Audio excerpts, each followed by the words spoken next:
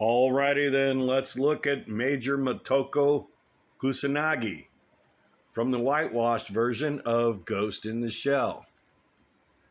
What a beautiful sculpt.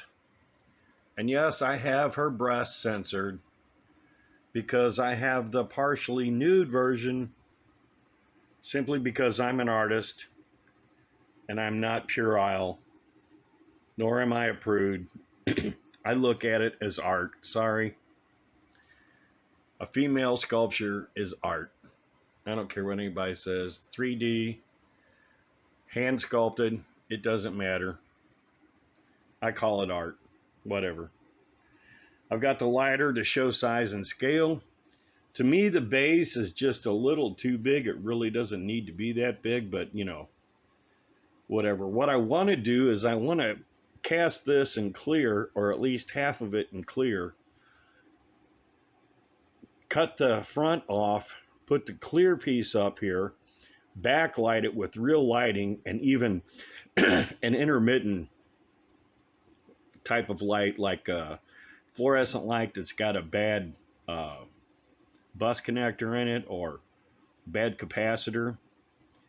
So that's my plan. I also plan on lighting her from underneath in at least 3 different spots and maybe more in a base. So she'll be lit from underneath. And then I've got a couple of light sources that I'm going to show, LED light sources. I may put her, when she's done, inside of a case and light her from the top down as well, along with the background diorama sort of thing. Now there's one thing right here.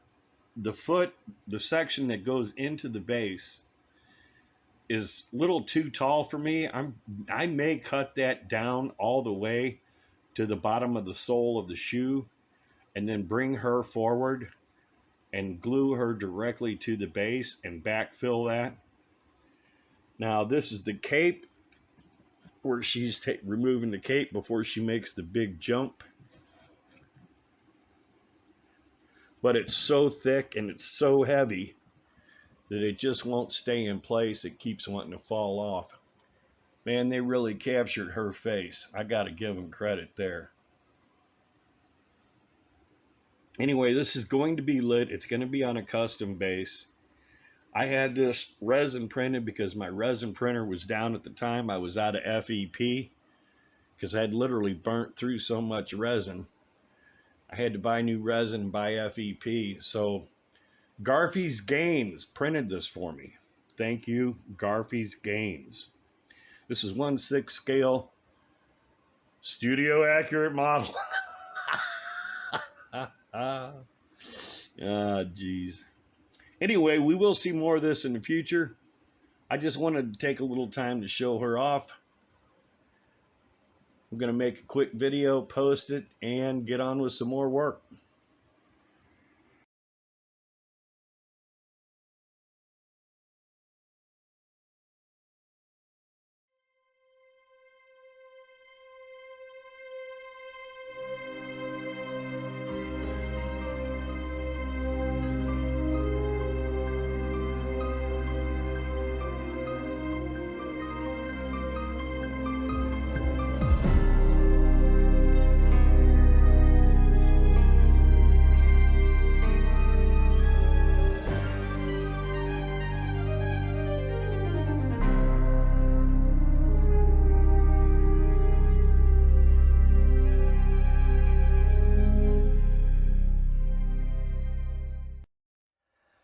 Alrighty then, look what we have here, boys and girls. Up on the right, you see the flasher circuit from last week. Down in the center, you see the new counter sequencer circuit. Now, I'm going to show you this. I'm going to make this quick movie. I'm going to do a quick explanation of this. But then I'm going to expand this out and show you exactly how I'm going to turn this into the new original series fan rotation and original series nacelle pattern with just this circuit. Now I combined two different circuits that I showed earlier in the week. I have shown before this video the two schematics and some other information. I did all of this in less than one day, but I literally had to stop yesterday because I was losing my eyesight. I just can't do this little stuff. I need one of those huge magnifying glasses because my eyes start crossing and they start watering, and then my vision starts blurring. Just can't do this little stuff. That's all there is to it.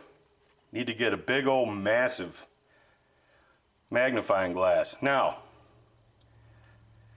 in a future demonstration, I'm going to show how to change the range and speed of this counter circuit, and how to give rotating nacelle effect, and how to give a random blinky effect that can be used in multiple applications.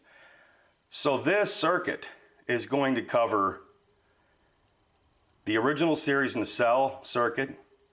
It's going to cover the active Mel cars for the Enterprise E pool table MSD.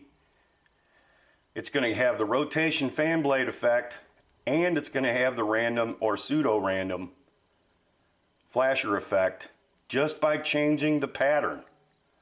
I'll explain all that in another movie, but I had to show you this because it literally worked right the first time.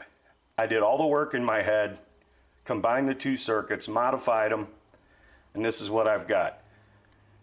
The flasher from last week, or the strobe effect light from last week, and here it is, Monday.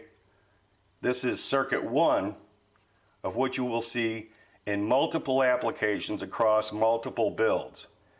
This is why I've been doing electronics. And I'm going to show you in just a minute a few more things that I've already got more than halfway done for both the Nomad and the Guardian Gate.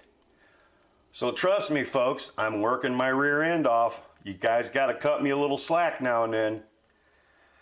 And there you go. As always, keep on trekking.